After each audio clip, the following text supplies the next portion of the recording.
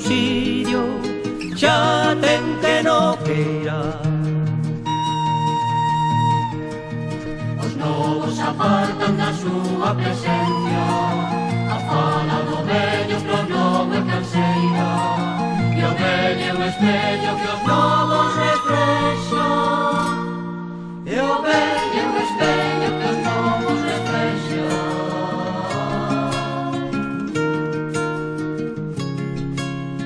Proviño de vello, pasou dos 60, xa cobro subsidio, xa ten que no queira. Mostrou unhas mans que ao longo da vida tiveron resposta, tiveron valía, e agora non loitan, delas non confían, e agora non loitan, delas non confían.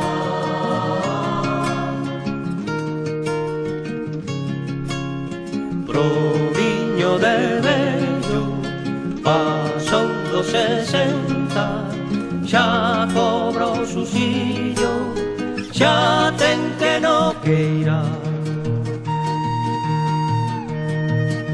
Os ollos en folga semellan as pernas, e as costas peadas o peito rebenta. Chegar a ser vellos os novos non pensan, chegar a ser vellos os novos non pensan.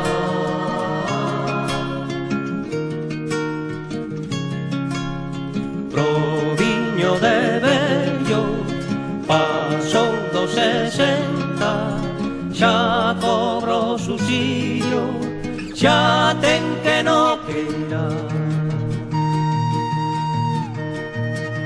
El ten un tesouro coa súa experiencia, mas con el non conta outras cousas de ciencia. Tristura da vida, cartón son querencia, tristura da vida, cartón son querencia.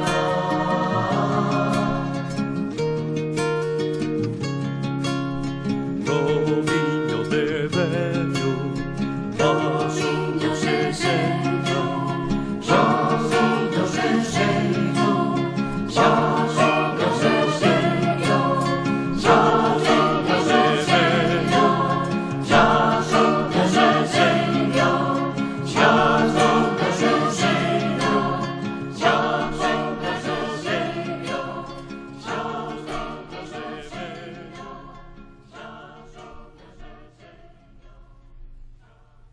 Jornadas, aparte de que, como ben sabedes, doutor no Centro de Saúde de Outes, a Asociación Terra de Outes, a que pertence, que organiza estas jornadas, o traballo tamén de Elvira e dos compañeiros do Centro Social do Concello. Bueno, eu creo que os temas que se abordan nestas charlas son moi importantes, non? Eu creo que a saúde é unha cuestión fundamental, pero que, ademais de practicarse, eu creo que debe difundirse como se está facendo neste momento, non? Que a cidadanía saiba, bueno, pois, do que fan os profesionais, por exemplo, na universidade, como vai ser o caso, non? Ou de aspectos que non teñen que ver estrictamente ou directamente coa saúde, senón con aspectos que son colaterais. Acabo de oír que a última charla desta plantexada vai dar o meu amigo membro de Terra de Outes, Ramón Blanco, que é un deusei filólogo, pero vai a falar de cousas que teñen que ver coa saúde, non? Con Francisco Añón, etc. Pero creo que isto é moi importante, non? E igual que é importante, pois o tema do que nos vai a falar hoxe o doutor José María Faírde, que é o avellentamento activo, idadismo e soidade. Aproveito porque dende o Concello, da área de benestar e igualdade, bueno, unha das cousas que tratamos de facer justamente é ir máis alá da atención ao avellentamento, digamos, pasivo, non? A atención, todo o que ten que ver co servizo de atención ao fogar, que sen dúbida é unha cuestión moi importante para nós nun Concello como o Concello de Outes. Moitas veces eu, cando vou polos e moitos que estarán aquí ao mellor van me dicir, bueno, pero eso tamén hai que facer. Cando vou polos lugares, polas aldeas, me digo os problemas que hai, que moitas veces se concentran en que hai que limpar os camiños, hai que rozar, hai que facer, e digo, bueno, eso sigue, eu non digo que non sea importante, pero o Concello de Outers gasta €500.000 ao ano no servicio de atención no fogar, atención dependente, e vai a máis, e ten que ser así. Eu creo que esta é unha cuestión moi importante, porque é máis importante ter cuidado a xente que ter cuidados os camiños. Con isto non quero dicir que non haxa que facelo tamén, pero dadvos conta da importancia. Actualmente xa gastamos máis de €500.000 e temos un orzamento de 6 millóns en atención a persoas dependentes só no servicio de atención no fogar, que a mesma cuestión importante, porque que se fai con este servicio que a xente non tiene que desplazarse a sair da súa contorna, a parte do centro de día que se gestiona o consorcio, etc. Pero, a parte disso, eu creo que o adiantamento activo, como moitas veces falamos en Elvira Maiseu, é moi importante, non? Organizamos actividades moi diversas, actividades que eu creo que sirven para, justamente, non só manter activo a xente maior, que eu creo que é unha cuestión importante, senón que sea un espacio para compartir e para coñecer xente e compartir coñecemento. Unha das cousas que nós queremos facer é talleres interxeracionais, porque hai moitos coñecementos, moitos saberes que se están perdendo. Agora mesmo estamos celebrando un curso para saber confeccionar os zancos meios, os sombreros zancos meios. Bueno, pois isto é un coñecemento que nos ten que transmitir a xente maior. Se non o transmite, pérdese. Así tantos outros. Organizamos as jornadas que teñen que ver co cuarto ciclo da universidade. Estamos tratando de facer cousas neste sentido, propoñer accións, e temos que facer ainda moito máis, volvo a dicir, tanto no cuidado das persoas maiores, no adiantamento pasivo, como no adiantamento activo. E así queremos seguir facendo. Por tanto, estou seguro que vai ser de máximo interese a súa charla. E aproveitando que temos a Felipe Calla aquí, como se dixen antes, Felipe Calla é o director de atención primaria da área do Serra de Santiago de Compostela, que pertencemos nós. Bueno, quero dicir tamén, non? Eu creo que estas jornadas, de alguma maneira, tamén entran dentro do marco que sería a atención primaria, por lo que dixen antes, non é só atención médica directa, senón que tamén divulgar, en este caso no Concello, a pé de rúa, pois a importancia que teñen este tipo, distintos aspectos que teñen a saúde. Que lle vou a dicir que non saiba que en Outes temos carencias moitas veces de profesionais, e Outes é un caso como outros tantos, seguramente do rural galego, que creemos que é moi importante, porque a atención primaria seguramente é a pedra angular do servicio de saúde.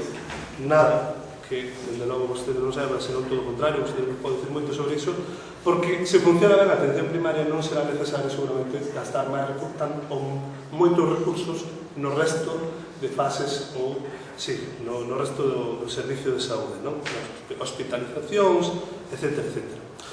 Por tanto, recordarlo, pedirle que quen ten que decidir, que seguramente vostede está dentro nun escalón máis de decisión, que se lembre que é importante contar con servicio de pediatra todo ano, e que é importante, cando hai baixas de facultativos, cubrirlas o antes posible. En calquer caso, xa me dixo tamén, podes dicir o que queiras, que para eso estamos. Eu creo que é moi importante, moi agradecido que estea hoxe aquí, porque eu creo que tamén é unha boa medida e un mecanismo para escoitar o que opina xente. Moi agradecido. Pola miña parte, nada máis. Eu, como de costume, sempre pasa, estas charlas, non sei se está planificado xa a posta, Dr. Dios, coinciden o último sábado de cada mes, ás 6:30, e o último sábado de cada mes, ás 8, nós temos pleno, onde despois eu vou a recibir tamén unhas leccións, seguramente, por sorte, por o momento, non vamos que ir a atención primaria despois do pleno. Entón, moitas grazas, quedan inauguradas estas jornadas, e paso a palabra a Felipe Calla. Moitas grazas.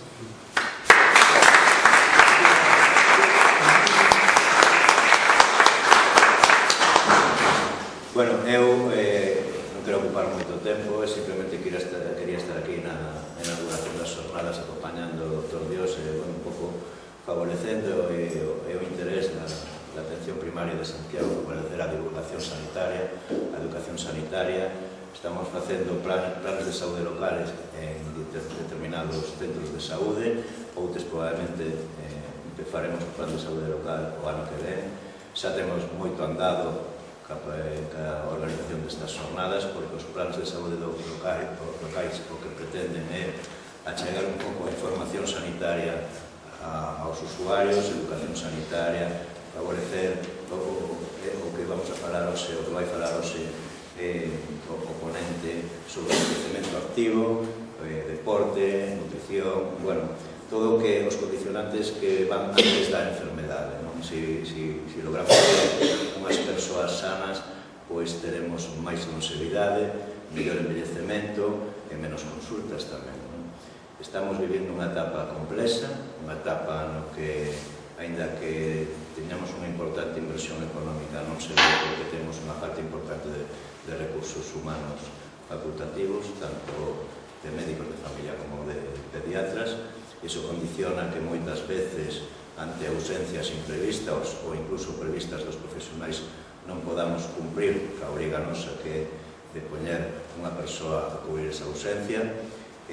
Para min, Outes é moi importante porque teño moitos amigos no centro de saúde e moitos compañeiros, tan importante como outros centros, pero quizás un poquinho máis por un tema sentimental. Nos, se non cubrimos unha ausencia de médicos, creedme que é porque non o temos. Sabe o Dr. Dios que aquí todo o que podamos facer para que non se altere a asistencia sanitaria, incluso para mellorala con determinadas accións que ímos facendo todos os anos, as consultas, como vai mellor, peor, con esa relación atención primaria e atención hospitalaria para que o paciente que chega a atención primaria teña unha saída rápida en casos de patoloxía que deba verse xa. Pois para todo eso, xa vos digo, estamos traballando día a día desde a Xerencia de Primaria en contacto continuo cos profesionais e salvando as ausencias imprevistas que non podemos cubrir, estaremos sempre ao 100% en Outes.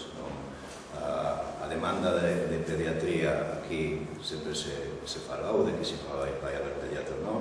Aquí vai haber pediatras sempre, nunca estuvo, non nos interesa escuchar o pediatra de Outes, e o centro seguirá traballando como hasta sempre que teñamos os profesionais para poder cubrir. E nada, simplemente felicitar, moitas gracias ao ponente, a todos os ponentes pola súa colaboración desinteresada, ao alcalde por prestar todas as instalacións e favorecer esta divulgación tan importante para todos, non só para os profesionais, porque se senten escoitados, e para os pacientes e cidadáns, para que podan recibir información que creo que é importante, actual, como o caso da polio, que va a haber aí unha charla. Bueno, creo que o programa está moi ben escollido e que os ponentes son de primeira. Gracias a vos tamén por estar aquí.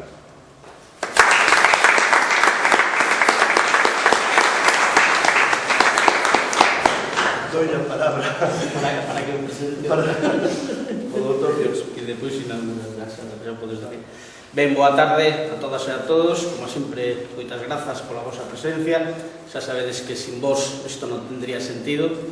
E estamos hoxe nunha inauguración quizá un pouco especial, porque casi sempre falamos de cuestións clínicas, e como vedes o programa, ou se tedes o programa a man, un ciclo bastante máis social que clínico.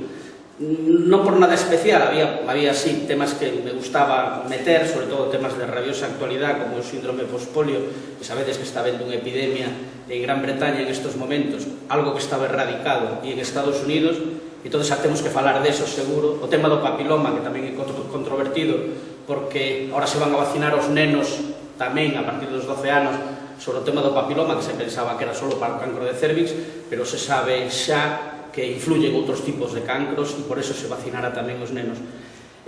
O ciclo é moi social e por non falar de todos, porque xa está no programa, si quero destacar os dous. Un é o da dieta atlántica, que non nos coman o coco coa dieta mediterránea, e aquí temos un dato importantísimo, que temos o índice de envellecimento máis alto de Europa, e iso non pode ser malo, e iso ten que ter unha causa.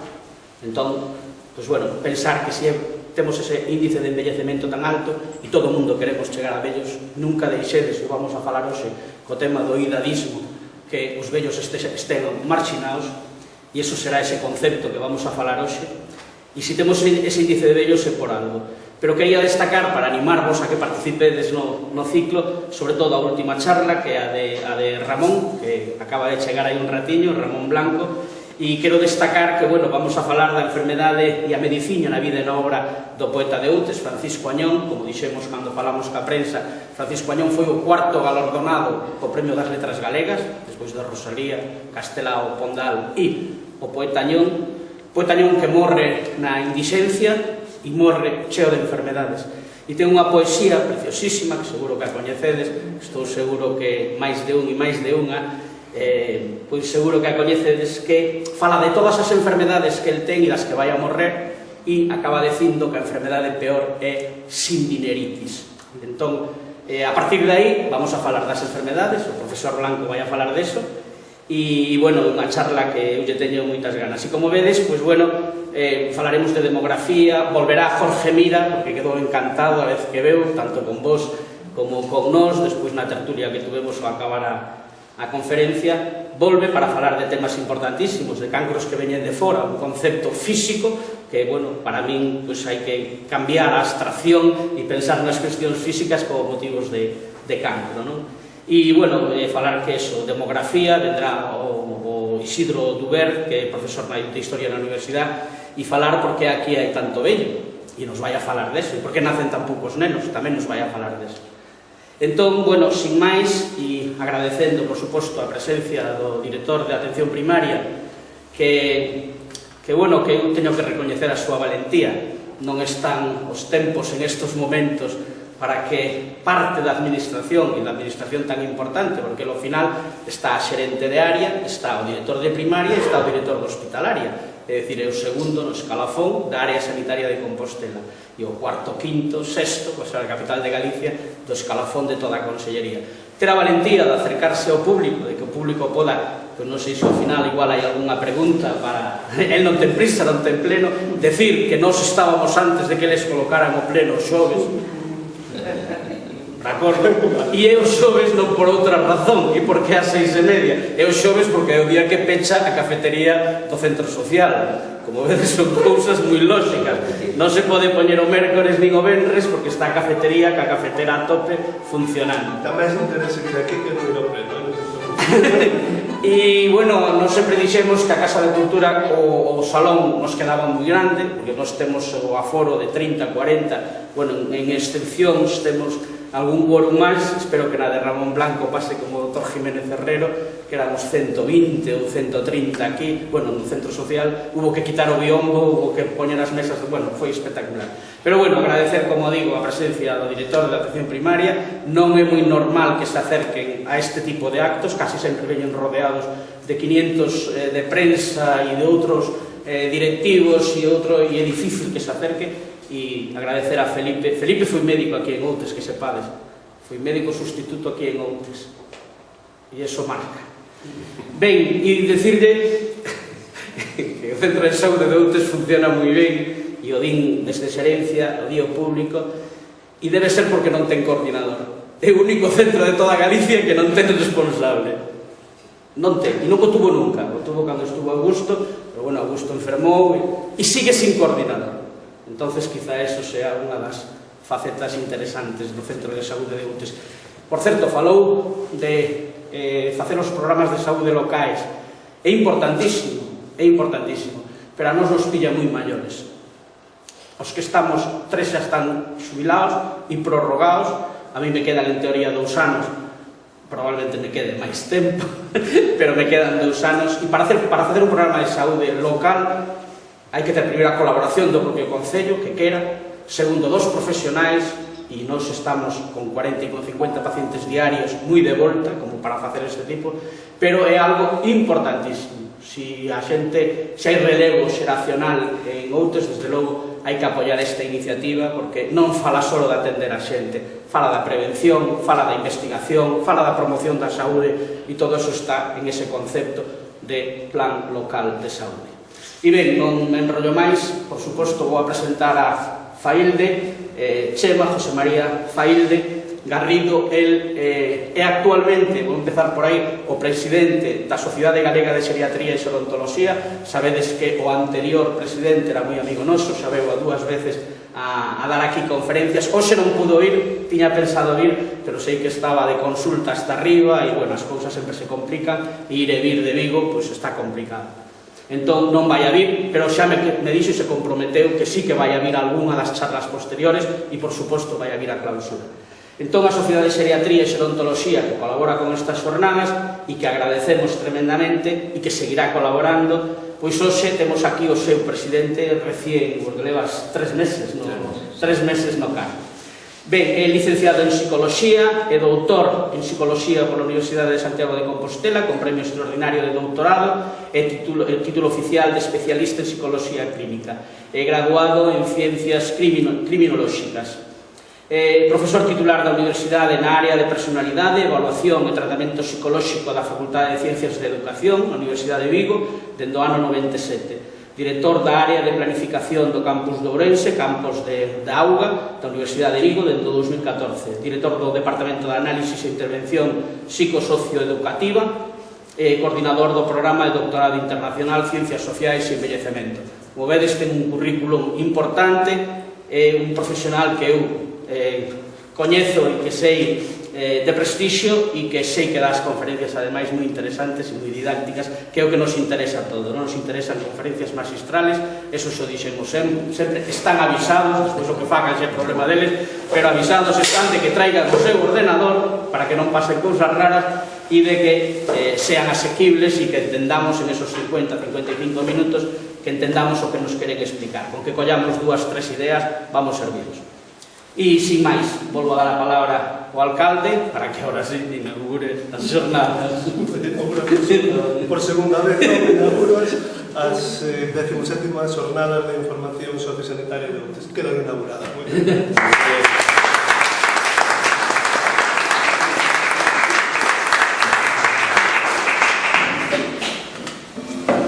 Pode empezar. Sí. Bueno, o primeiro que lles vou a pedir é que me deixen estar de pé. Son unha persoa un pouco inquieto, e gustaría estar de pé máis que estar sentado. A parte, por solidaridade, porque todos temos que loitar contra o sono. Ainda casi é a hora da siesta, por tanto están permitidas un par de cabezadiñas e uns bostezos. Pero bueno, aí.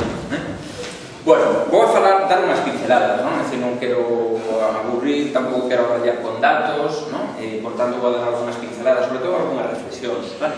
Sobre estes temas, o envellecemento activo, sobre o edadismo. A mí gustame máis falar tamén de viejismo, non? É dicir, como un concepto dentro do edadismo.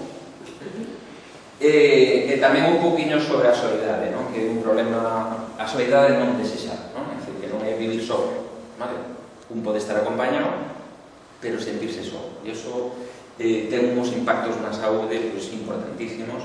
De feito, pois, é unha gran preocupación. De feito, o noso 34 Congreso Internacional da Sociedade este ano moi probablemente se vai a celebrar en Vigo e o vamos a centrar na soidade non desexada, non?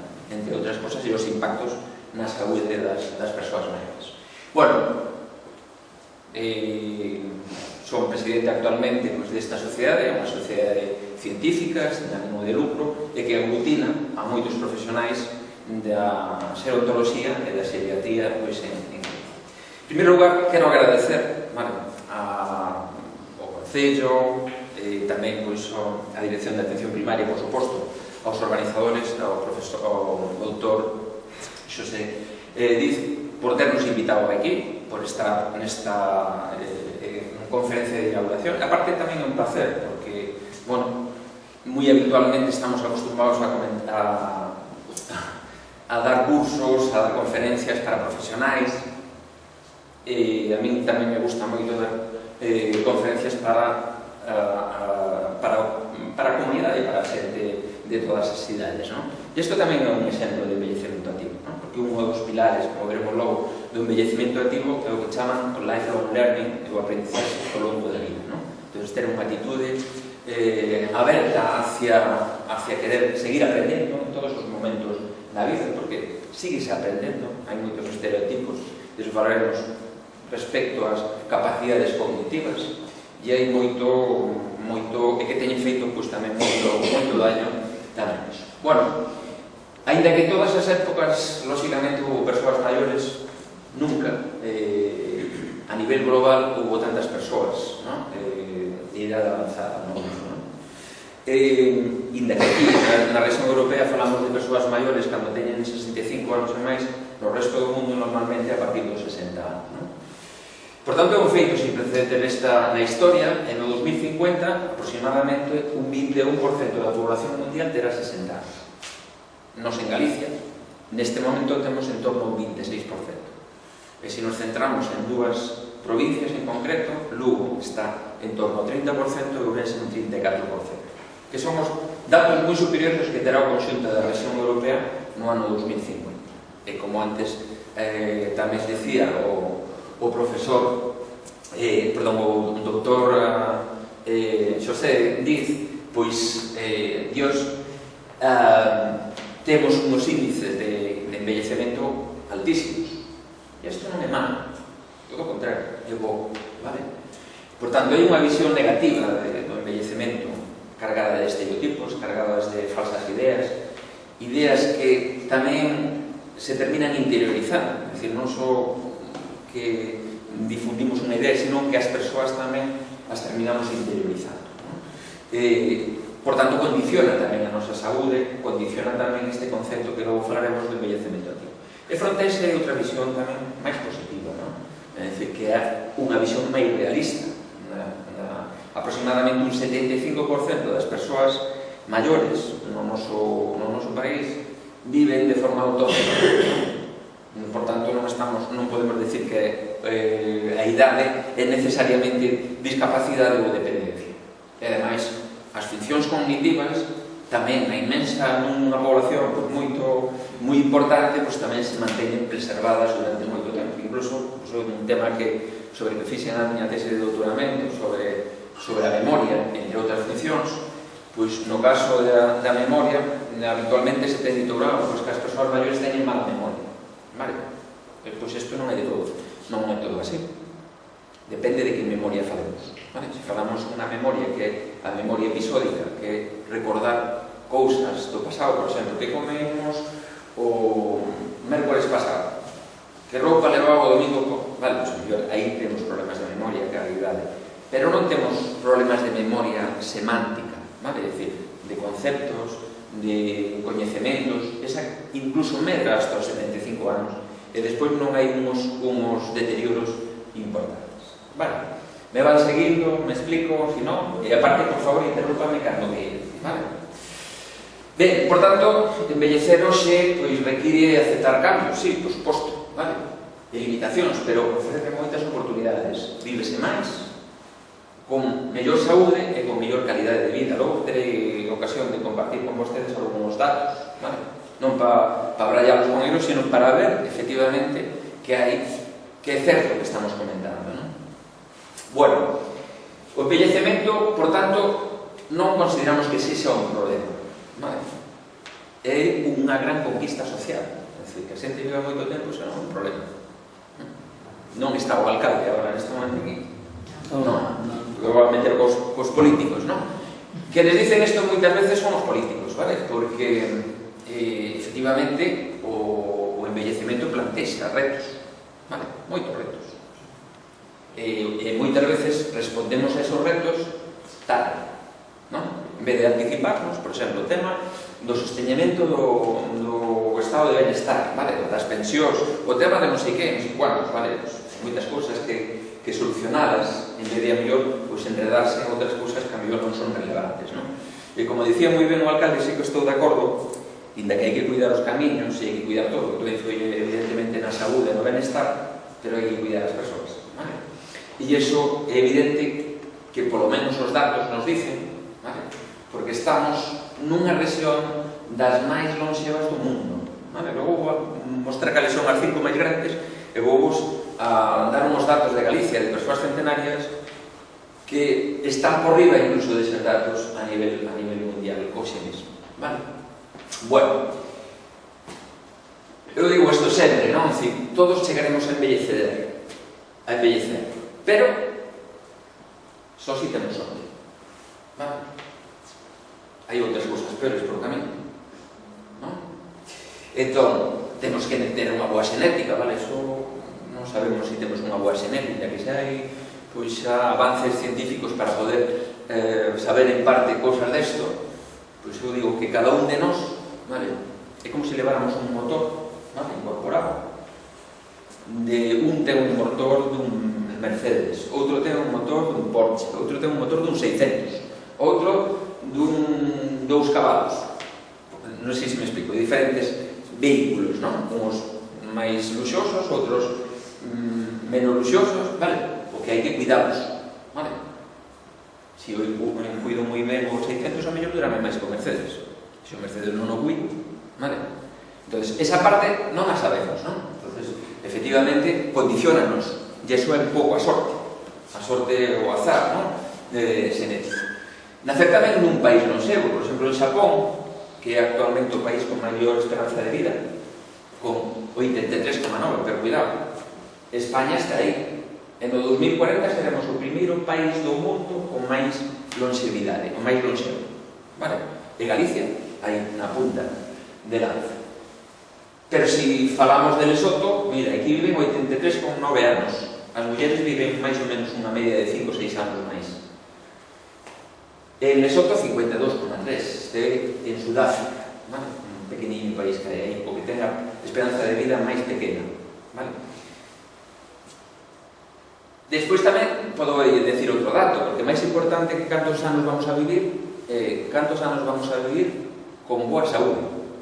Vale? Pois España, como país, por suposto Galicia, estamos entre eses 10 primeiros países do mundo que temos unhas tasas de esperanza de vida libre de discapacidade que está en torno aos 72 anos. Vale? Por tanto, xa temos sorte de nacer nun lugar onde a xente normalmente vive máis, e non por casualidade, vale? Algo terá que ver a dieta atlántica, como decía o Dr. Dios, algo terán que ver os nosos comportamentos, algo terá que ver a nosa xenética, algo terán que ver os nosos hábitos de vida, que é o que máis condiciona pois a nosa saúde. Hábitos de vida, lóxicamente, que están condicionados, como tamén se dixo aquí, que como decía o poeta Añón, reflexionando sobre o que decía o Dr. Dios na presentación, creo que entenderlle que a enfermedade máis grave que tiña é a falta de diñeiro, non? Isto tamén o decía un señor que se chamaba Virchow, que era un estadista alemán e un médico, decía unha frase que a mí sempre me gustou moito, é un dos que se chaman os precursores dos promotores da saúde, decía non hai mellor saúde ou mellor medicina que un bo sistema social, vale? É dicir, unha boa política social. É dicir, se somos capaces de facer unha política social axeitada, é dicir, onde a xente, onde a riqueza este máis distribuída, onde hai menos diferencias entre persoas pobres e ricas, as condicións de vida son as axeitadas, entonces vamos a ter, sin duda, menos enfermidades e vamos a vivir máis tempo e vamos a estar pois con mellor calidade de vida. E por suposto un entorno físico e social amigable, libre de paz, libertad, estrés. Como estarán vivindo esta xente que está ahora pois, en Ucrania ou outros lugares do mundo onde están golpeando pois, as guerras que por outra parte están todos os días e todos os anos, desde fai moitos anos, permanente, non? Pois agora chamamos a atención esta porque está moi preto de nós, pero hai moitas outras guerras olvidadas, non? Que condicións de saúde teñen esas persoas? Evidentemente, a liberdade, a paz, pois son factores moi importantes para que podamos falar de envellecemento activo ou de saúde, ou de promoción de saúde, que, por certo, o concepto de envellecemento activo é prácticamente o mesmo que falar de promoción da saúde. Que vos di o término de envellecemento activo? Se tuveredes que dicir unha palabra Para definir o envellecemento activo, que palabra utilizaríades?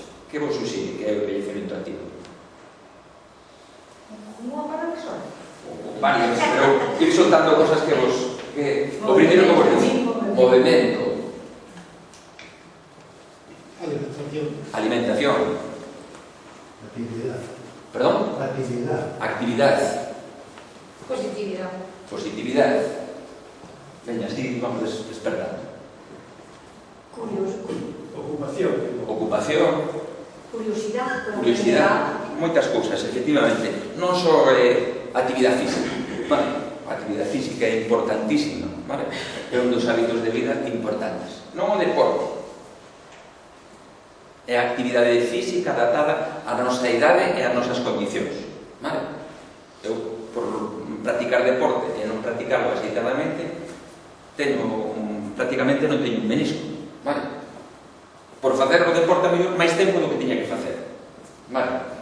Pero se fixera a mellor outra actividade máis adecuada, a mí, pois, agora teño que facer actividade física, pero que sea compatible con non dañar as miñas as miñas rodillas, ilusiones, nese aspecto.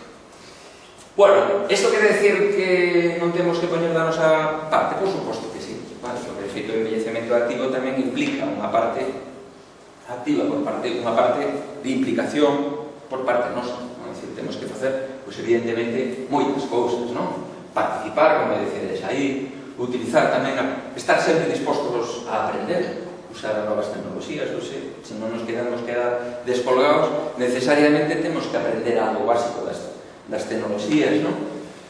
Non deixar de aprender, conectarse, isto é importantísimo, vale? O estar conectado socialmente, o estar en contacto permanente, ter relacións sociais, vale? Isto é importantísimo para a nosa saúde, non? E, desde logo, ter unhas actitudes positivas, é dicir, hacia a nosa saúde, querer e valorar a nosa saúde, non? Isto é importantísimo. Bueno, incluso, se alguén non ten claro que chegaremos a envellecer o avellentamento só se temos sorte, pois, como dice este autor, McCarthy, nese libro, este non é País para Viejos, que tamén hai unha película, vale? Dice, nunca sabes de que peor suerte te has salvado de mala suerte. Se un cree que por ser maior ten mala suerte, non se sabe das outras malas suertes que quedan por camino, non? Enfermedades, accidentes ou outro tipo de cousas que as que non se permitiron chegar. Bien, saber envellecer, como dice tamén, pois, Henry Friedrichsheimer, vale? Que é un filósofo e moralista e escritor suizo, dice, saber envellecer é a obra maestra da vida, é unha das cousas máis difíciles no dificilísimo arte da vida, vale? Entonces, quero contestar algunha destas preguntas, ou reflexionar con vos algunha destas preguntas. Sabemos envellecer? Cree que non. Que nos enseña a envellecer? Las experiencias vividas. El tiempo, as experiencias vividas. A nosa sociedade permítenos envellecer? No. Saudablemente? No. Por que? Porque estamos continuamente en un estrés, tenemos que dar un nivel, siempre estar activos, siempre estar dando más allá de lo que podemos, estamos siempre en continuo rodar. Y porque somos manipulados. Vale. Creedes que Galicia é un bon lugar para envellecer? No. Non? A ver, sí, pero no. Es muy bueno, pero claro, de que Vamos a ver, vamos a intentar dar algúns datos para reflexionar sobre estas cousas, vale? Respecto ao si sabemos envellecer, hai moita literatura gris, é dicir, moitas publicacións científicas, publicacións que a veces só leemos os que as escribimos, vale? Publicamos, e non leemos nosotros e non chegan a veces a xente, vale? Ou, desgraciadamente, a veces non chegan aos planificadores de saúde, ou están desconectadas, non? Por iso é unha cosa moi importante que teñen estas jornadas tamén, que é o que se chama a transferencia do coñecemento. É dicir, o coñecemento non quede só no centro de saúde. Se queremos que a xente promocione a súa saúde, que faga prevención, que este sana, ten que coñecer tamén. É dicir, non só ten que coñecer as enfermedades, ten que coñecer como cuidarse e como construir saúde, vale? Son cousas completamente distintas, non? Eu digo que normalmente os nosos sistemas sanitarios son correctivos e deficitarios. Que significa isto? que atende as necesidades urxentes, vale? Pero os profesionais que traballamos no ámbito da saúde temos moita máis formación en patoloxía e enfermidades e temos moi pouca formación en promoción da saúde, en construir saúde, vale? E, por tanto, é importante facer. Hai moita investigación, isto son datos que eu fixe unha búsqueda o 28 do 9, esa fai nada, vale? Nunhas bases de datos científicas, e vale, o 2,4% de todas as publicacións que se publican no mundo científico sobre un 2,4% son de gerontoloxía e xeriatría, vale? Cousas que ocupan sobre, evidentemente, o envellecemento. E incluso en España un poquinho máis. Iso é unha barbaridade, porque aquí estamos falando de miles e miles e miles de artículos, estamos falando de moi pouquitos. E ademais, é moi pouco que a sociedade coñece sobre o envellecemento, incluindo as propias persoas maiores. Bueno, este é un señor que é un prestixioso gerontólogo, Eduardo Palma, e utilizando as ferramentas desta nos publicamos recientemente un par de estudios, no que analizamos un poquinho os estereotipos que había hacia o envellecemento e tamén os coñecementos que tiña a población hacia o envellecemento, vale? Con grupos de todas as idades, persoas jóvenes, persoas de mediana edad e incluso as persoas maiores. Bueno, pois toda a población no seu conxunto suspende unha nota moi baixa sobre os coñecementos que debera ter sobre o que é o envellecemento e sobre que, ademais, non só eso, sino que a maioría dos datos nos indican que temos a mente completamente contaminada de estereotipos negativos e dunha visión máis negativa do que realmente é o envellecemento. Vale? Por exemplo, pregunto-lle moitas veces unha materia que impartimos o profesor Miguel Ángel Vázquez, vale? Compartimos os dous unha materia que é de gerontoloxía e preguntamos a los alumnos cantas persoas creedes que en Galicia están institucionalizadas, es decir, que están en residencias, centros de día, vale? Que porcentaxe de 0 a 100 creedes? O 60%. Un 60%. Este maior? Sí. Menos. Eso, vemos o desaxuste é ese, non? Crees que un 60% cando realmente estamos entre o 4% e un 5%. Pero, sin embargo, os datos, o que chamamos as representacións sociais, vale? Que nos meten os medios de comunicación, as conversacións do día a día, os intereses financeiros tamén das farmacéuticas e de todo isto, que claro, reportamos datos moitas veces de patoloxía. Claro, é moi fácil facer un estudio nunha residencia, vale? Sobre a depresión, vale? E evidentemente me vai a dar unha depresión, unha prevalencia, o sea, máis persoas que teñen depresión se o fago nunha residencia que se o fago nunha comunidade, aquí, vale? Vai ser moi diferente. É como se fago, miro que tasa de depresión hai nun psiquiátrico, vale? Ou na comunidade, evidentemente me vai a dar máis, vale? Con todo o respeto. Disculpa, eu cando fixese a pregunta me refería tamén a xente que está asistida no domicilio. Sí, pero incluso indo así, é dicir, o dato que dábamos antes, é dicir, que aproximadamente un 75% das persoas hasta os 75 anos viven con certa independencia. É dicir, que hai moita información que temos asociado ao envellecemento como patoloxía.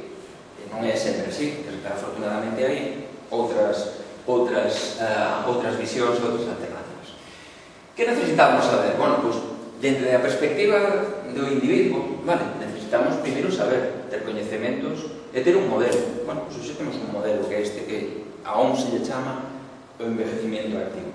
E que non só ten que ver, como moi ben apuntabades antes, con a actividade física, ten que ver con moitas máis cousas, vale? Ten que ver con a participación, ten que ver con a autonomía, a seguridade, ten que ver co aprendizaxe ao longo da vida, vale? Ten que ver, lógicamente, con a promoción da saúde, por suposto. Hai que querer. Isto é moi importante. Hai que ter unha actitud positiva ante a vida, por suposto, pero hai que ter unha actitud positiva tamén ante a saúde, querer cuidarnos, vale? Querer cuidarnos. Isto pode parecer algo obvio, pero a veces non é tanto así, porque a mellor non o damos por suposto. E hai que ter tamén habilidades, vale? Porque a mellor eu quero facer unha cousa, pero faltan as habilidades para poder facer, vale? Entón, necesitamos necesitamos, lóxicamente, aprender a envellecer, vale? E que ese coñecemento tan grande que hai se poda transferir hacia as persoas. Entonces necesitamos comunicar, vale? Hasta aí vamos quedar porque logo vamos a dar unha voltiña a isto. Que é o envellecemento? Moi rapidamente. É un proceso dinámico, é gradual, natural e inevitable, vale? Temos que diferenciar dúas cousas. O envellecemento patolóxico, cando hai unha enfermidade, e temos que falar do envellecemento, vale? Cumplir anos. Son cousas, realidades diferentes, vale? E que teñen singularidades distintas.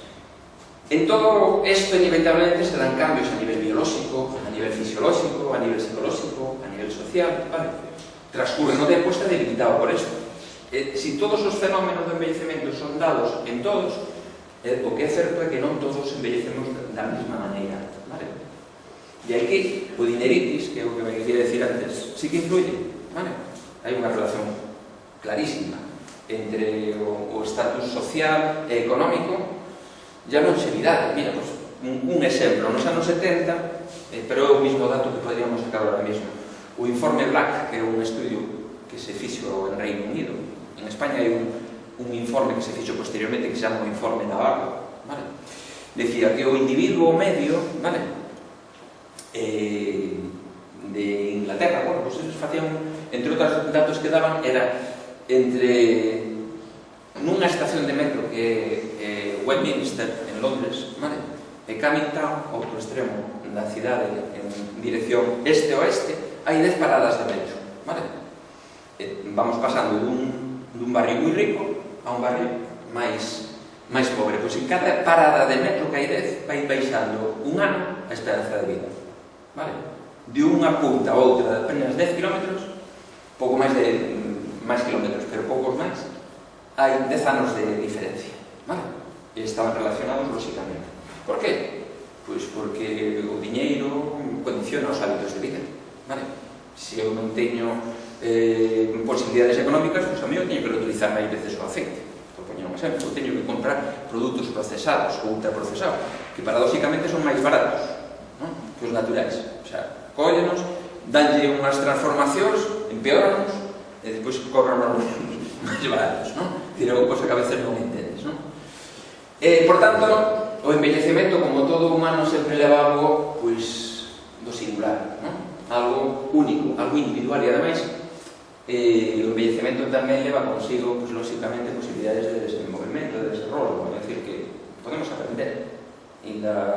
Evidentemente, non podemos aprender a mellor que a mesma rapidez que en outras etapas da vida, porque hai o que se chaman períodos críticos, pero podemos aprender.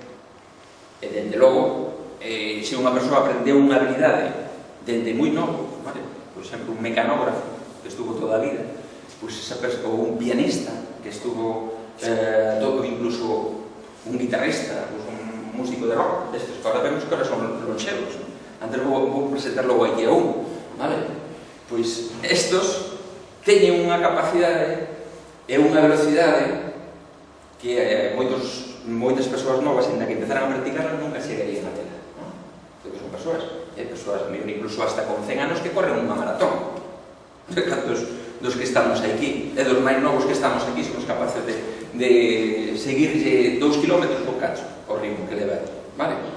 O sea que non, é dicir, hai moitas cousas. Bueno, vou a pasar,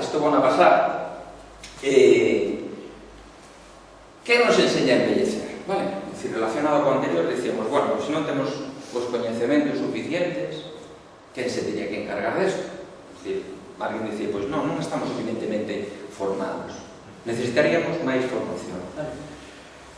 Bueno, pois esta é unha tarea pendiente, deberán enseñarnos a envejecer.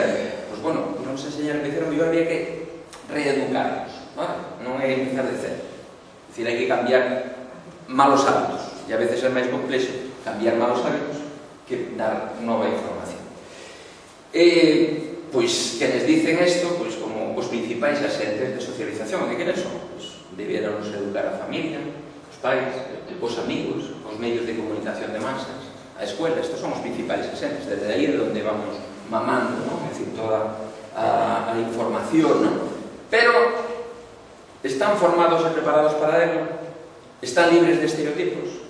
pois evidentemente necesitamos lógicamente reeducar tamén e formar a uns formadores para que realmente nos enseñen a construir saúde, vale? E a liberarnos dos estereotipos, pero non só dos estereotipos, sino dos autoestereotipos, vale? E cando a mí me dice que eu son torpe, comporto-me como torpe, vale? É un experimento que é moi curioso, que se fixo, que se chama con moitos nomes, o efecto Rosenthal por os investigadores, pero tamén lle chamaban o efecto Miguel Ángel por o escultor, vale? Ou a profecía que auto se cumple, vale? Como queira, xa o mesmo.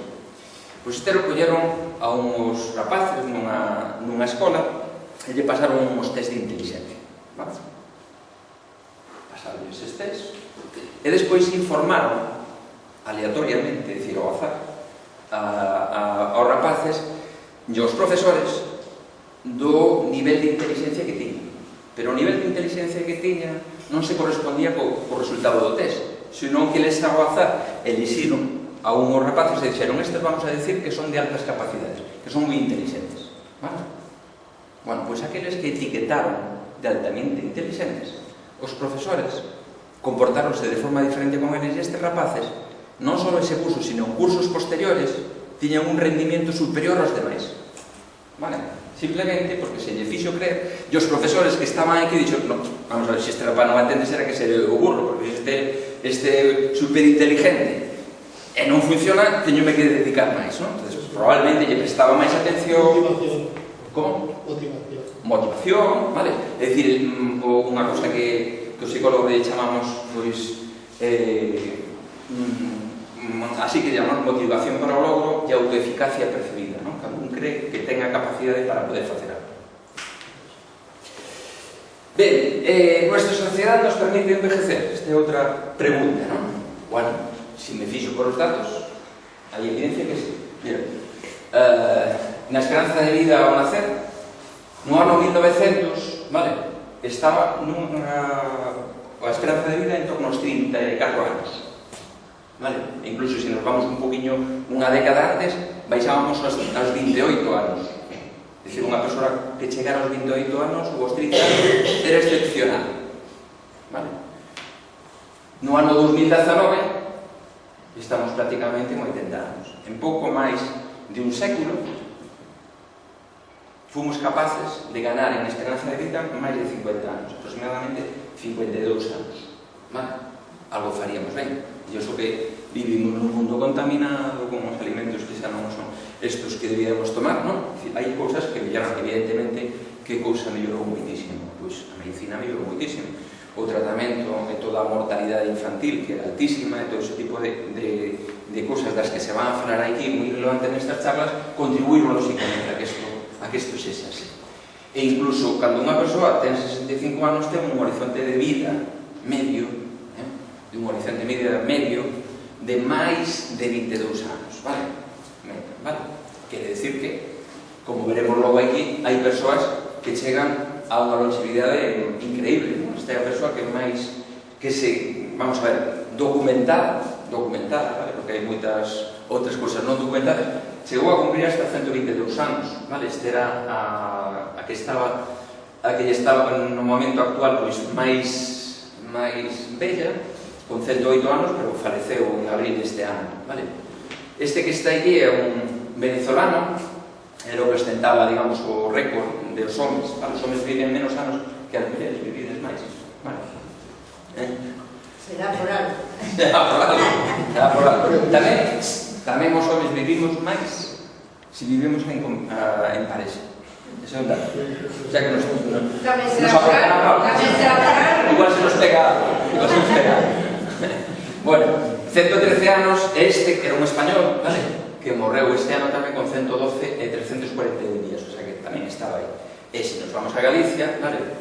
Esta era a muller con máis anos, que tamén faleceu recientemente, vale? Tiña 112 anos, este sí que está vivo actualmente, o home máis lonxevo en Galicia, que é un pintor excelente, en Vigo, vale? E está con 110 anos. Coñecedo? Sí, pois foi pouco na televisión que seguía pintando. Ver as fotos, ves os cuadros, ves a mesa de trabajo y bien realizadas. Claro, evidentemente, se pueden hacer cosas, ¿no? Se pueden aprender muchas cosas. Ben, a nosa sociedade permítenos embellecer, sigo preguntándome, bueno, pois a pesar de isto, a pesar de que hai tanta longevidade, eu penso que sí que hai marxen de mellora. Vale? E hai marxen de mellora porque necesitamos promocionar este concepto, es decir, necesitamos aprender a embellecer, que nos enseñe, e que esa información que nos deste descontaminada, ¿no? de falsa información. Vale? E para iso precisamos o que? Algúas cousas que se necesita para promocionar a saúde. Un espacio que sea saudable e unhos individuos que estén preparados e formados e que estén dispostos a comportarse saudablemente. Esas dúas cousas, parecen sencillas, levan consigo moitísimas cousas, non? Por iso digo que o concepto de promoción da saúde, que vexo que xa tratastedes aquí nestas jornadas en varias ocasións, e o envellecemento activo son cousas moi parecidas, porque o envellecemento activo a veces moita xente malinterpreta, asociando a actividade física só ou asociando que isto hai que facelo só para as persoas maiores, non? O envellecemento activo empeza desde o nacemento, aprender a comportarnos saudablemente, vale?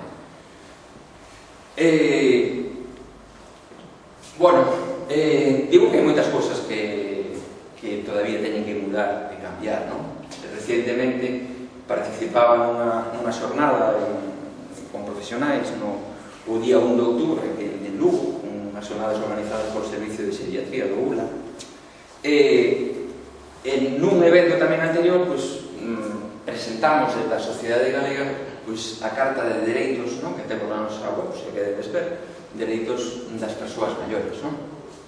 Aquí, se o vades a ver, vos a sorprender, lóxicamente, da cantidad de cousas que hai que todavía reivindicar, para que efectivamente sea un entorno que esté libre de prejuicios, libre de estereotipos, libre de discriminación hacia as persoas mayores. Eso cuando dicen los abuelitos, ¿qué abuelitos? Los que sean avós. Hay otros que non tienen por que ser avós. Nuestros mayores, ¿qué nuestros mayores? Cada un ten autonomía e independencia para poder actuar. Cando un vai ao médico vas acompañando unha persoa maior, o médico falalle a persoa xoven e ignora a persoa maior, se ten as súas capacidades cognitivas alteradas, pois ten sentido, pero se non terá que tomar decisións, será importante, será que ter. Non, temos no día a día unha cantidad de exemplos, vale? Pois que ocurren así. Mira, por poñer un dato, vale? Simplemente un dato, un estudio que fixen tamén co profesor Miguel Ángel Vázquez, e puxémonos, lóxicamente pedimos autorización, puxemos a unhas persoas nun centro de saúde, en varios centros de saúde da provincia de Ourense, teñan que simplemente facer unha cousa, pedirle a persoa, se non tiñen inconveniente de decirle a súa idade, que iban a cronometrar o tempo de atención, vale? Unha cousa curiosa, non? Teóricamente, vale, debíamos esperar que as persoas maiores ocuparan máis tempo, non? Aparte o estereotipo dice que falan máis despacio, que nos entende que hai que repetir as cousas 40 veces, aparte teóricamente debían ter máis problemas, non? Bueno, pois había diferencias estadísticamente significativas, é dicir, moitas diferencias entre o tempo de atención ás persoas novas, que ocupaban máis tempo que as persoas novas, e moitísimo menos tempo que as persoas maiores. Eso como se justifica? Con esto. Con edadismo, vale? O edadismo é o terceiro ismo. Falamos do sexismo, do racismo, e o edadismo que é a discriminación que surge por a idade, cando por simplemente feito de ter unha idade, pois se discrimina as persoas. Ten que ver co que pensamos, que chamamos os estereotipos, ten que ver co que sentimos, que chamamos os prejuicios, e ten que ver como actuamos, que chamamos a discriminación. Vale? Todas estas cousas que chamamos actitudes, vale, poden ser positivas ou negativas, pero desgraciadamente, cando falamos do viejismo ou do edadismo aplicado ás persoas maiores, porque os dous colectivos que sufren máis o edadismo son os xóvenes, que tamén o sufren, e as persoas maiores, vale? As xóvenes que lle decimos? Falamos por aí. Son os atolondraos, son non sei que, son os inexpertos, non, vale? vale? Un montón de cousas, non? Evidentemente, pero as persoas maiores, que lle dicen, entre outras cousas? Vou a saltarlo, vale? E simplemente para que vos dedes conta de un estudio que fixo ahora recentemente a OMS, vale? E canto máis azul, máis, teóricamente, máis discriminan por idade, non? Nos estaríamos aquí nun período intermedio, vale? Bueno, penso que foi bastante generoso este estudio. Evidentemente, isto ten uns efectos de largo alcance, vale? Afecta a saúde, afecta a autonomía, é dicir, evidentemente, os estereotipos, por ser un estereotipo moi coñecido, non? É que a veces, cando hai un accidente dunha persoa maior, porque vai circulando en coche, a nosa cabeza, como pode ser que esa persoa pode estar conducindo, como pode ser que lle dixen que aí está que facer que a revisión sean anuales, vale? A que anos é máis caro seguro? Os 20. Hasta os 26 anos. E por qué? Porque hai máis siniestralidade, non? O que pasa é que cando unha persoa maior ten un accidente, iso amplifícase por 1000, vale? E como os jóvenes están tendo accidentes todos os días, non se fala tanto desto, verdad? Pois iso é un exemplo, vale? É dicir, aplicamos un dato erróneo, estigmatizamos a un grupo injustamente, vale? Pois evidentemente, claro que non poderá conducir todo o mundo. O que teña que ser es que as revisións sean exhaustivas, vale? Dependendo das características que teña a persona, pues habrá que individualizar eses controles. Bueno, algúns estereotipos, vale? Todas as persoas maiores son moi parecidas. Bueno, o grupo de población é moi heterogéneo como a outras edades, exactamente igual. Están enfermos, son frágiles, dependendo de outras persoas. A maioría viven de maneira independente, vale? Están socialmente aisladas, la mayoría mantiene contacto con familiares e amistades. Por iso que é moi importante, é dicir, a súa idade é unha cosa que ten que ver moito con o estilo de vida como tivemos. Se nós somos unha persoa que non nos comunicamos, que non nos interaccionamos, que non nos relacionamos, é moi probable que cheguemos a idades avanzadas todavía con menos conexión. Por iso é algo moi importante. E aparte, é un sentido básico de pertenencia, é dicir, o sentir que formamos parte dun grupo, que somos aceptados, é algo moi básico no ser humano. É un dos aspectos dos que se chaman motivos universales básicos, que ten un efecto nocivo sobre a saúde, e logo darei uns datos moi rapidamente. La maioría tienen algún grado de deterioro cognitivo. Bueno, sí que hai unha relación entre a idade e a demencia, por suposto, vale? Pero todas as persoas que teñen 100 anos non teñen demencia, non? Aproximadamente un 60 e pico, 70% teñen as súas capacidades cognitivas preservadas, vale? E teñen esas idades. Sin embargo, o estereotipo é, se teñen 100 anos, é que van a estar sin memoria, desmemoriados.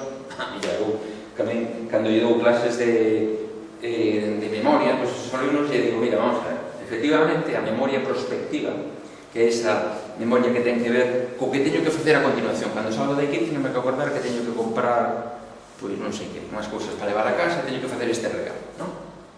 Vale, evidentemente isto é peor a memoria prospectiva dunha persoa maior que dunha persoa nova. Bien, o día 15 teño que ir ao médico. Quen se olvida máis? O neto ou o avó? O neto, por qué? Porque o neto vai de sobrado. Logo, recórdayo, e toma o que chamamos axudas externas. Pon un posible na nevera, vale? Avisa a 3 ou 4 que o avise, vale? Entonces, ao final, é máis eficiente na vida real. Claro, se lle collemos a persoas maiores e collemos a estudiantes e os metemos nun laboratorio, lle poñemos a evaluar a memoria con actividades que non teñen nada que ver co seu entorno, entonces salen perjudicados as persoas maiores. Pero cando os deixamos no seu entorno e utilizando os seus propios recursos, son tan eficientes ou máis recursos, incluso que as persoas. É así ou non é así? Tienen dificultades para adaptarse a los cambios y desafíos. No, perdón, se vuelven muy difíciles de tratar. Esta é unha das mentiras máis grandes que hai, vale? Que pode haber. A partir dos 65 anos, millora de forma significativa a saúde mental. Hai menores tasas de depresión, menores tasas de ansiedade, en xeral de determinados trastornos, por excepción, lógicamente, das demencias, non? Todas se chaman trastorno neurocognitivo maior, neurocognitivo maior.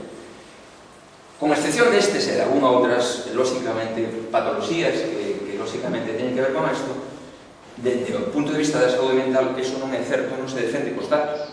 Os estudios non indican isto, e ademais a capacidade de afrontamento ao estrés é moi superior nas persoas maiores.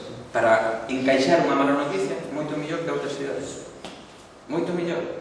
Sin embargo, pensamos, son frágiles, hai que protexelos, non lle podemos decir isto, hai que dicirlo á familia, e o último que se entera dos seus problemas é a persoa. E a mellor está o sufrindo en silencio porque os coñece, e o sabe, o está notando, pero non ten con quen comunicarlos. Eso é un aspecto tamén que hai que reflexionar. Tienen dificultades para adaptarse a los cambios. Bueno, pues, como dije antes, bueno, ¿cómo se erradica esto? Pues, lógicamente, erradícase con 3 accións. Primeiro, política e legislación. Igual que existe política e legislación para o sexismo, para o machismo, vale? Contra o machismo ou contra o racismo, necesitas de tamén legislación para proteger as persoas en base a súa idade, non? E especialmente as persoas maiores, vale? As persoas maiores, por suposto, que é unha das cousas que poñemos ali naqueles dereitos, teñen dereito á sexualidade, por suposto. E que é sexualidade? Tanta ou máis pode habela. Pasa que a mellor non ten que ser exactamente igual que tiña cando tiñan 20 anos, pero teñen direito. Por que se escandaliza a xente cando a mellor 2 persoas maiores se dan un beso nun parque? E por que non se escandalizan cando están unhos rapaces novos? É que as persoas maiores non teñen direito a expresarse afectivamente. Por qué? Por qué? Porque dixo alguén que iso estaba mal. Con actividades educativas, lógicamente. Pero con actividades educativas basadas na evidencia científica. É dicir, con cousas que sabemos que funcionan, non con cousas que creemos que funcionan. Vale? Isto, desgraciadamente, eu antes decía que o noso sistema sanitario en xeral é moi de corrección, e moi pouco tamén de prevención neste aspecto. E, desgraciadamente, poucas cousas facemos todavía de prevención, pero de prevención de verdade. É que non quero aburrirvos con datos, non? Pero na saúde e na enfermedade influyen, entre outras cousas, como diría o modelo Lalón, influye os hábitos, non? Influye o sistema sanitario, influye a genética, influye o ambiente, vale? E o que máis influye, pois, son os nosos estilos de vida, vale? Sin embargo, a maioría dos ingresos de sanidade absorbe o sistema sanitario. O sistema sanitario, según estes estudios e moitos estudios, aproximadamente explica a morbimortalidade en apenas un 10%. Sin embargo, absorbe o 90% dos recursos que se inventen. Vale? Desgraciadamente, temos que seguir facendo así, porque non podemos só dedicarnos a dar charlas preventivas ou a facer prevención. Temos que seguir atendendo as persoas que necesitan quimioterapia, temos que seguir dando tratamentos antirretrovirais para determinadas patologías, temos que seguir atendendo, por suposto, pero teníamos que tamén invertir nos hábitos de vida. Se pode levar a escola. Que influye en un 60% e que só se está invertindo de promedio, máis ou menos, pouco máis do 2%. Vale? É dicir, simplemente para reflexionar. Isto que tamén comentastes aquí, moi importante, comentaba o alcalde, non sei como vamos de tempo. 5 minutos, vale. Dou unhas pinceladas nada máis. As intervencións intergeneracionais. É dicir, unha forma de combatir o edadismo é, precisamente, pois, conectando nas actividades e na participación que hai persoas novas e persoas maiores. Vale? E conectadas nese aspecto. Vou a pasar cousiñas por aí, que non simplemente porque para reflexionar, bueno, este era o que vos decía antes, hai moitas formas de chegar ao envellecemento, non? Pois así, ou incluso así, non? Este é o cantante do Rolling Stones, que, por cierto, este grupo, que teñen xa cerca dos 80 anos, de pico, algúns xa con 80 anos, Cando van de xira, non levan un médico calquera, levan un xeriatra, vale? E non é por casualidade que un médico que entende das súas patoloxías, vale? Que é outra cosa dos déficits que temos de aquí, pois que tenemos que ter necesariamente especialistas de xeriatría. É dicir, estamos nun país que está altamente embellecido, estou a saltar, vale? Pode pasar moitas cousas, porque solo as tiña aí para reflexionar, vale? É dicir, a veces, isto sí que me parece importante. Este é un estudio que se fixo en Nova Zelanda, se colleu un grupo de persoas e se seguiu hasta os 38 anos. E ao chegar aos 38 anos, analizábanse moitos indicadores biolóxicos, observouse que do grupo de persoas que teñían 38 anos, algúns, a súa idade funcional era de 28 anos, en outros casos, de casi 55 anos. É dicir, que non é só a nosa idade cronológica. Se nos cuidamos, podemos ser incluso máis novos, non? Nese sentido, o noso corpo pode ser moito máis xoven do que pensamos, e todo depende como o cuidemos. Os estilos de vida e os hábitos son os máximos responsables da nosa saúde, vale? E se melloramos o estilo de vida, non serás viejo máis tempo, sino serás xoven moito máis tempo, vale? Que é un pouco a mensaxe. Na soledade, dúas cousas, é dicir, a soledade é sentirse só, o aislado, vale? O aillamento social é ter poucas relacións sociais. O aillamento social é unha causa de risco, vale? E sobre todo, se vivimos moi aislados, pois podemos ter dificultades de atención, ou asistencia mellor máis defectuosa, pero isto é moi nocivo, non? Cando unha persoa, incluso tendo familia, incluso vivindo con ela, se sinte só, non? Que chamamos soledade emocional. Cando ve que non atende, cando se sinte maltratado, cando se sinte invisibilizado, cando se sinte ignorado, vale? Estas cousas teñen un efecto moi nocivo, non? Bueno, pues, lógicamente, está crecendo cada vez máis os hogares onde viven as persoas solas, e iso está afectando máis ao grupo de persoas maiores, vale? Simplemente vou a dar uns datos, non? É dicir, hai moitos estudios que indican, lógicamente, a relación que teñen, pois, a súa idade, pois, con maior prevalencia de moitas patoloxías, pero, por exemplo, pois, a falta de conexión social se asocia con maior risco de mortalidade, vale? Estar conectado socialmente, vale? Ten unha alta protección tamén, unha relación positiva con mellores hábitos de saúde. Vivir só, non casado, que decía antes, solteiro, divorciado, viudo, non participar en grupos sociais, ter poucos amigos, son todos factores de risco de muerte prematura que incrementan o risco no caso de idade, non? A jubilación, os problemas físicos, como a mobilidade ou a pérdida de audición, por exemplo, poden incrementar o risco de aillamento social. E tanto o aillamento social como a soidade son particularmente importantes entre as persoas maiores, non? É necesario, por tanto, incluir políticas e accións que fagan prevención destas cuestións, non? Moitas experiencias, ademais, relacionase con unha maior prevalencia de ictus, de enfermedades cardíacas, tamén maior incremento de demencia. A interacción social tamén é un estímulo para preservar as nosas funcións mentais. Tamén aparecen asociadas a un maior declive cognitivo e tamén pois a determinadas funcións cognitivas como velocidade de procesamento, outras poderse ver pois afectadas. E só para finalizar, porque podría dar moitísimos máis datos, vale? Lógicamente a vellez non estuvo igual de tratada ao longo da historia, vale? Podemos pensar, non, é que agora somos máis viejistas que antes. Non, ao longo da historia pois a vellez tampouco se sempre ben tratada, non? Un dato importante é que con un descubrimento fíxose moito daño ás persoas maiores, non? Un descubrimento moi importante, a imprenta. E por qué? Pregunto. Porque a imprenta cambiou a forma de ver as persoas maiores. Por que crees?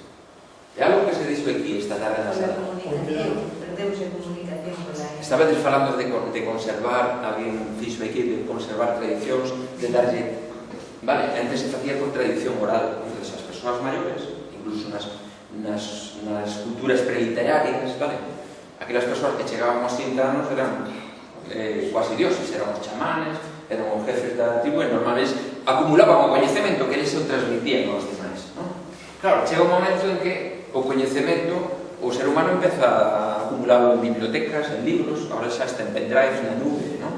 Temos moitas formas de transmitir a cultura, non? Entón é menos importante a tradición oral, non? E iso tamén cambiou, pero cambiou tamén, lóxicamente, no Renacemento, porque se recolleu esa idea de tradición da xuventude como algo positivo, non? E a vellez como declive, non? Entón, aí iso foi un cambio importante. Finalizo con os datos de persoas centenarias en Galicia para que vexades como os decía, no 40 seremos no 2040, se non cambian algunhas previsións, cousas como a COVID ou outras cousas teñen un impacto maior na nosa saúde, pois evidentemente no 2040 seremos o país máis lonxevo do mundo, e Galicia, das zonas máis lonxevas do mundo. De feito, vedes aí... Máis que Xapón. Máis que Xapón, número 1. Ahora mesmo está Xapón e a unhas décimas está España. E no 2040, as previsións de todos os expertos indican eso. Vedes aquí unhas zonas máis oscuras, en Europa, que decir que están máis avellentadas. Pois, en concreto, hai 4 rexións: Ourense, Zamora, e despois aquí en Grecia, e unha zona aquí en Pinau do Sur, que son as 4 rexións actualmente máis envellecidas de toda Europa. Outro dato, non? É dicir, que vos decía antes, estas son as 5 zonas, que chaman as blue zones, onde teóricamente a xente vivía máis anos, non? Entón, estudiáronse, hai uns anos, Okinawa, en Japón, as mulleres van a Bartolomeo, en Icaria, en Grecia, en Moligastra, en Cerdeña, en Nicoya, en Costa Rica, en Loma Linda, en Baixa California. Pois aquí había moitas máis tasas de persoas centenarias. Que teñan en común? Movimiento, un estilo de vida que facía moverse de forma natural. Non íbamos así as persoas do rural non precisan ir ao gimnasio porque teñen actividades, teñen que cuidar os animais, teñen que facer as cousas, quitar as ervas, ao final están facendo flexións, están facendo peso, están facendo actividade aeróbica, unha boa alimentación, os produtos son de primeira, de proximidade que se chaman, isto é en Xapón, o Hachibu, se pronunciara así, é unha cousa moi importante. É quedarse con un pouco de fame a hora de comer.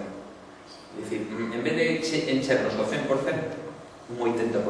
Eso parece que ten un efecto tamén. Dieta rica de leguminosas sin excesivos produtos cárnicos. Como tamén decía o Dr. Dios, falamos habitualmente da dieta mediterránea e aquí teríamos que falar da dieta atlántica. Nos podrá falar él, non somos un experto en dieta atlántica, pero xa empeza a haber cuestionarios, e xa estamos empezando a utilizar para estudiar un pouco os hábitos de alimentación que teñen as persoas tamén ca dieta atlántica, que é importante reivindicar. Consumo moderado de alcohol, estilo de vida sin estrés. A vida debe ter un propósito, cando unha persoa se levanta ten que ter un objetivo, e depois teño que ir ás xornadas que é o último xoves de mes, facer algo, levantarse con un propósito. A vida debe ter un propósito. Práctica espiritual, as persoas que teñen práctica espiritual, non quere decir que teñen que ser cristianas ou que teñen que ser... Non, simplemente práctica espiritual, parece que atopan aí nas súas creencias tamén unha forma de protección ante os problemas. Nos estudios longitudinais, estudios científicos moi rigurosos, indican que é moi importante, igual que tamén indican que é moi importante participar na comunidade, implicarse. Voluntariado, colaboración, interacción, tamén parece. O compromiso coa familia, pertenecer a un círculo social, isto é o que prevén da súa idade, é dicir, facer algo, manterse activo, estar disposto a conectarse cos demais, é dicir, todas estas cousas. Bueno, en definitiva, aquí vedes, que só quero dar ese dato, en Okinawa, había unha tasa de 68 persoas maiores de 100 anos cada 100.000. En Galicia, en Ourense en concreto, unha población de 309.000 habitantes, 120 por cada 100.000, o doble. Non aparece aí nos puntos nos puntos de tal, o cual quere decir que temos unha tarefa. De feito, neste momento teño unha persoa que está facendo a súa tesis de doutoramento comigo para estudiar as persoas centenarias, para estudiar os comportamentos. E se vemos aquí, mirade, na Coruña, un 56,28 por cada 100, vale? Lugo, 91,57 por cada 100. Ourense, 120,92 por cada 100.000. Pontevedra, 68,27 por cada 100.000, vale? A veces que todos son datos moi altos, non? Especialmente Lugo e Ourense, pero incluso en Ourense, vale? Como son de Ourense, teño que falar de Ourense, vale? Hai dúas zonas, bueno, tres zonas en realidad, Celanova, Carballiño e o Ribeiro, que teñen unhas tasas, como vedes aquí, de 314, 253 e 246.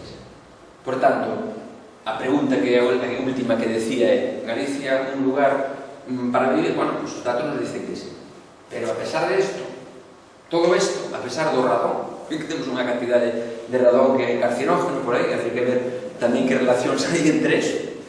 A pesar de que somos unha sociedade onde hai estereotipos, donde os coñecementos que temos sobre o envellecemento non son os mellores que deberíamos ter, nos podo constatar por nosos estudios, e, por tanto, é así. É bueno deixar, evidentemente, simplemente con isto, alimentarse ben, cuidar o seu corpo, cuidar a mente, evitar riscos, seguir aprendendo, vale?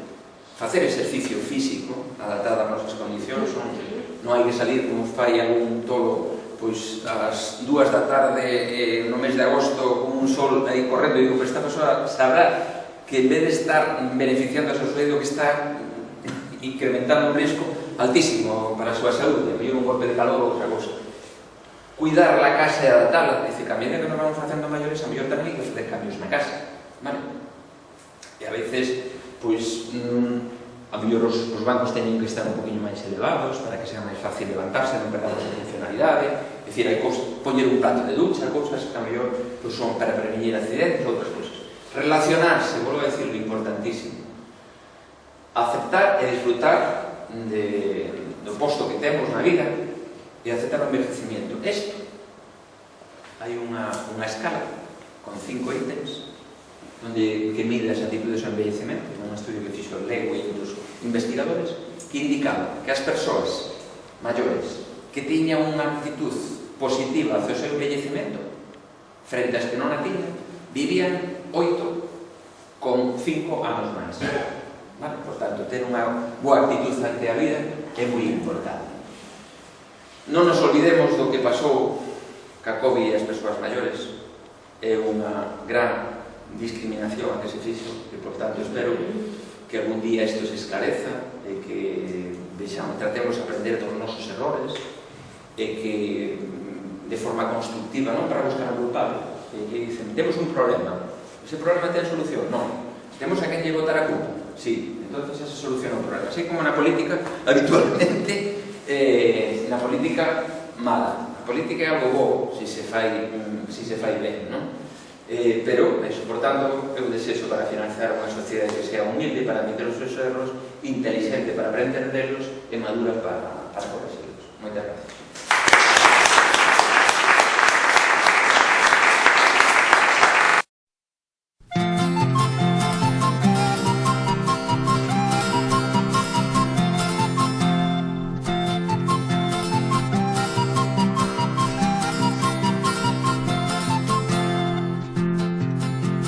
Os vos homes desta terra queren todos ter traballo, mentras os capitalistas gozan téndonos parados. Rebola, bola, Vos que dis que deu, vos que dis que deu na bola, vos que na bola non deu.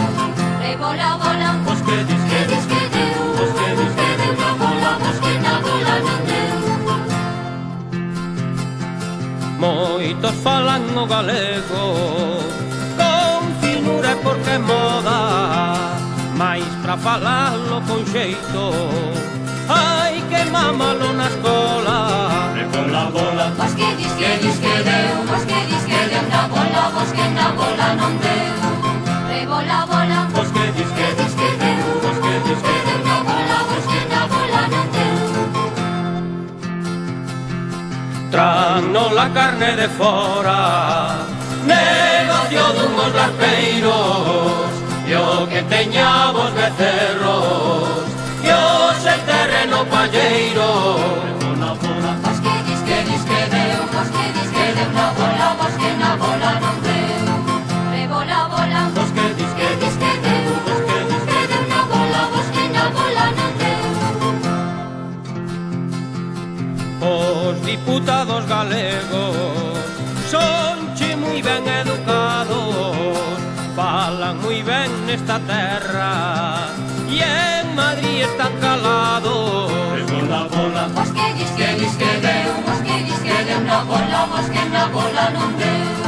Rebola, bola, Vos que dis que dis que deu, vos que dis que deu na bola, vos que na bola non deu. galegos oportunistas xa se veu o que buscaban, presumir de autonomistas desde a capital de España. Vos que dis que deu, vos que dis que deu na bola, vos que na bola non deu. Rebola, bola, Vos que dis que dis que deu, vos que dis que deu na bola, vos que na bola non deu.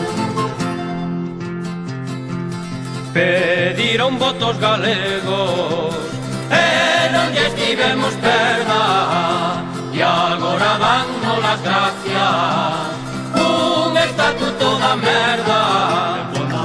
Vos que dis que deu, vos que dis que deu na bola, vos que na bola non deu. Rebola, bola, Vos que dis que dis que deu, vos que dis que deu na bola, vos que na bola non deu.